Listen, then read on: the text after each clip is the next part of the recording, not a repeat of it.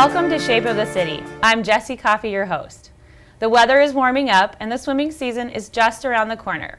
Whether swimming happens at home or at public pools, one message always rings true: safety first, especially for young children. To help us have fun and be safe with swimming, I'll visit with Karl Dietrich from the Lincoln-Lancaster County Health Department and Melissa Kinzie from the Lincoln YMCA. Both are partners with Safe Kids Lincoln-Lancaster County. Let's start with Melissa. Yeah. What are the statistics for drowning as it relates to children? Drowning is the leading cause of death for children ages 1 through 4.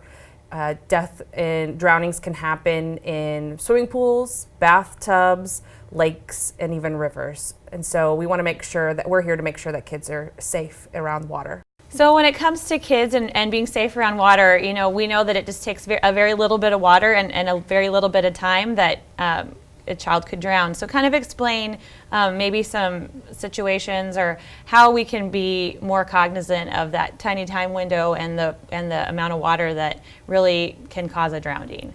Certainly. They say 18 inches would cause a drowning, but honestly it takes just a little bit of water. It really depends on the age of the kid, but it doesn't take much. Someone who maybe is a child who can't stand up, a child who falls over, and it just takes that little bit. So as caregivers, we really need to supervise. And I could speak on behalf of being a mom.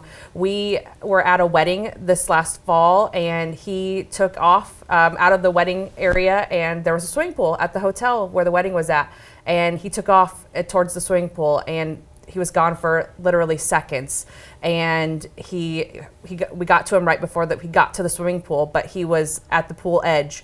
And yes, he's in swimming lessons, and yes, that's my job. And I can tell you that it can happen to anyone, and don't think it won't happen to you. So as caregivers, as parents, as grandparents, supervise, be aware of the surroundings, and be aware that kids are very, very curious and they just want to know, and they don't realize that it's not safe. So talking with your child, as soon as they're able to understand, is probably key as well, really explaining that pools are not safe if mom and dad or grandma aren't around, and really impressing upon the child that there needs to be adult supervision as well. What additional advice might you have for parents when it comes to navigating public or non-public residential pools with their children?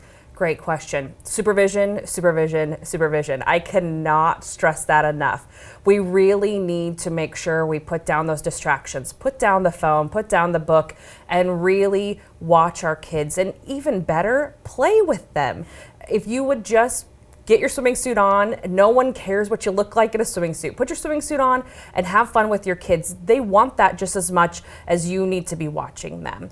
And then making sure that you learn CPR. It's very important if something does happen that you know how to handle yourself. And then putting your kids in swimming lessons. And swimming lessons are for kids, but they're also for adults. So if you as an adult aren't comfortable in the water, making sure that you know how to swim, or at least be safe and know the warning signs. Definitely. Being able to swim is a life-saving skill. It is, yes.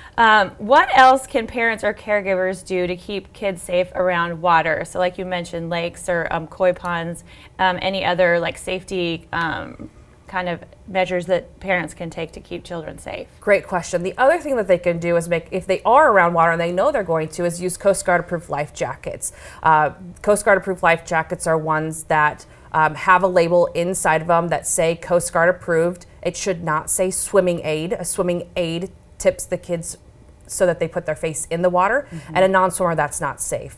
The other things that aren't safe are things that blow up like a balloon. So any of those water wings that are super cheap and this time of year in stores, and those rafts, while they're fun to play on, are certainly not safe for kids that are not good swimmers.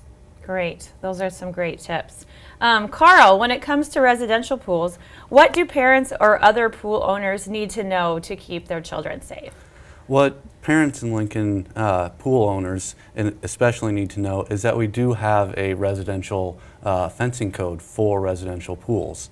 What it says is that any pool capable of holding more than 18 inches of water has to have at least a 4-foot fence around it.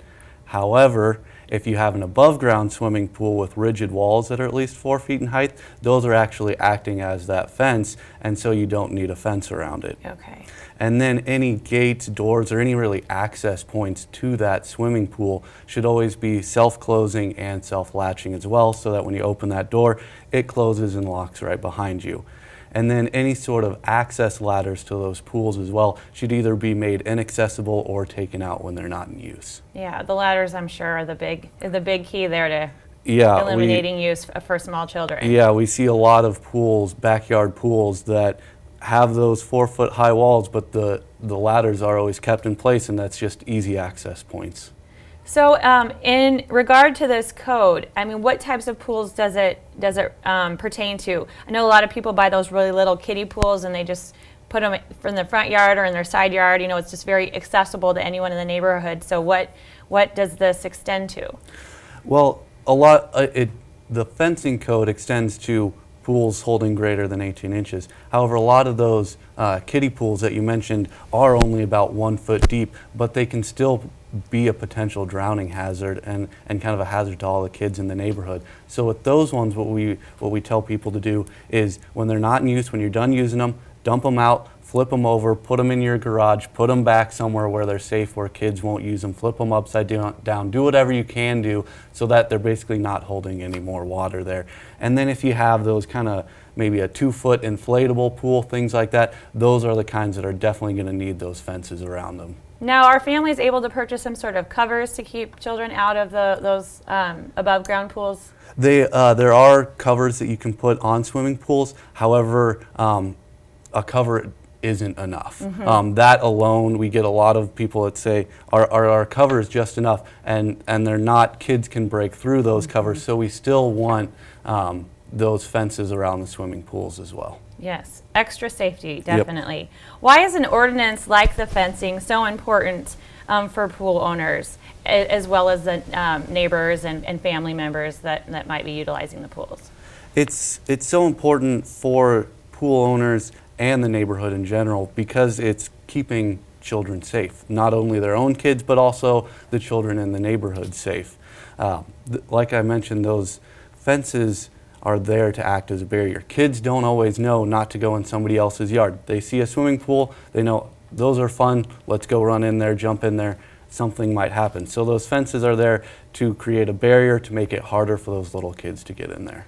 And one of the lines that we use at the Y is that the world is 70% water, but kids are 100% curious. And so just because it maybe is a pool and they taught their own kids safety around their home pool, kids around the neighborhood, they're curious and they want to see that. So making sure that they have those fences and those safety precautions around. Definitely.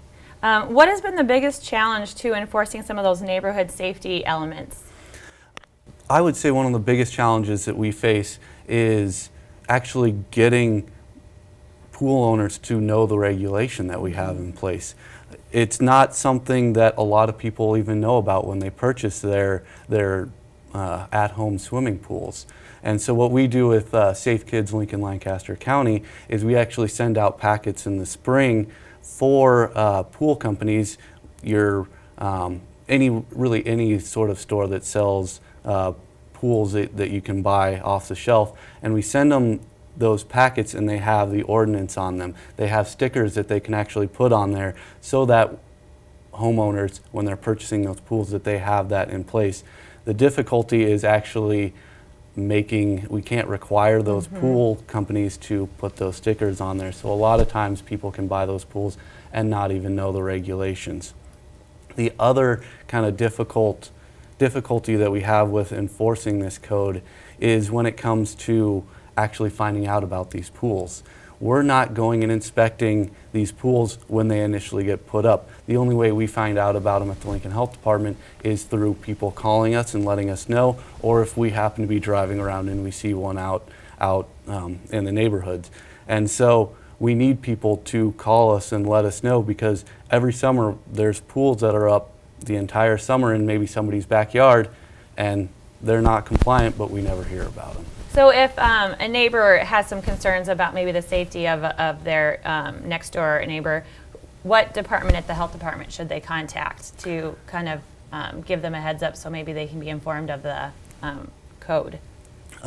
They'll want to contact the Environmental Public Division, Environmental Public Health Division of the Health Department.